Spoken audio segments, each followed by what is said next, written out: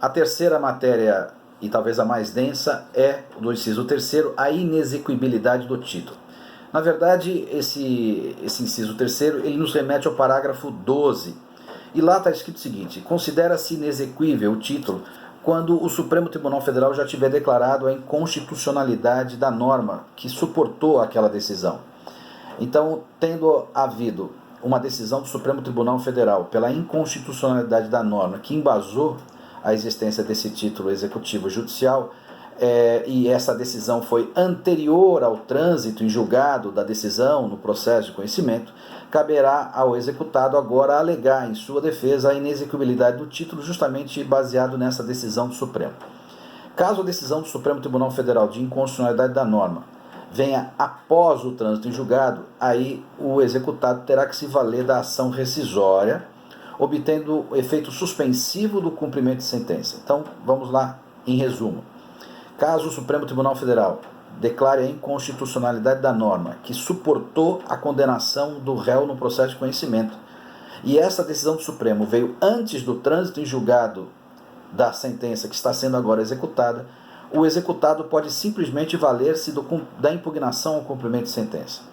Caso a decisão do Supremo venha após o trânsito em julgado, o executado terá que se valer mesmo da ação rescisória.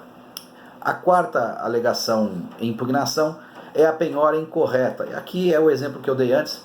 É possível que essa alegação ou esse vício só venha quando já ultrapassada a fase de impugnação. Aliás, é bem provável, porque a impugnação é logo no começo do cumprimento e a penhora certamente será num prazo mais avançado do cumprimento. De qualquer forma, até como determina o parágrafo 11, todos os defeitos do cumprimento posteriores à impugnação poderão ser alegados por mera petição. Então, de qualquer forma, está garantido aí ao contraditório e ampla defesa ao executado em relação a todas as matérias que ocorrerem depois da impugnação, ele tem o direito de apresentar essas defesas por mera petição.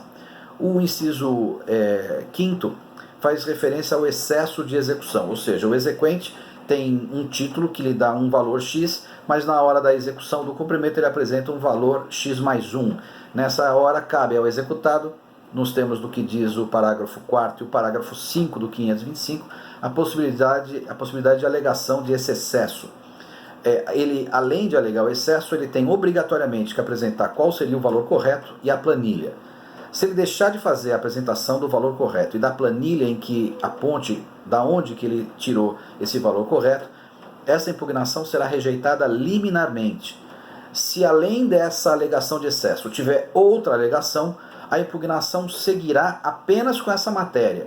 De qualquer forma, o requisito essencial para que haja o processamento dessa alegação, dessa impugnação referente ao excesso de execução, é a apresentação do valor correto e a apresentação da planilha. Considera-se excesso de execução todas as alegações que possam ser feitas amparadas no artigo 917, parágrafo 2º do Código.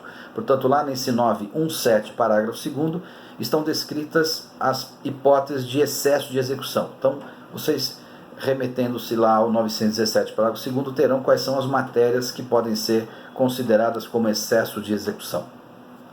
O inciso 6º trata da incompetência, quer absoluta, quer relativa, e a incompetência também é uma questão de ordem pública no que diz respeito à absoluta, e a relativa depende da alegação do executado. Lembrando que é muito pouco provável que aconteça alegação de incompetência se nós estivermos falando de cumprimento de sentença que nasceu a partir de um processo de conhecimento transitado e julgado, porque aí a competência é evidentemente decorrente desse processo. Portanto, se o processo correu na terceira vara, o cumprimento obviamente se inicia na terceira vara, porque é mera nova fase. Entretanto, naquelas hipóteses em que o cumprimento decorre de sentença estrangeira, sentença arbitral ou sentença penal, é óbvio que nesse caso pode haver uma alegação de incompetência, porque a gente tem que cumprir os critérios de competência definidas pelo Código. Vamos parar aqui.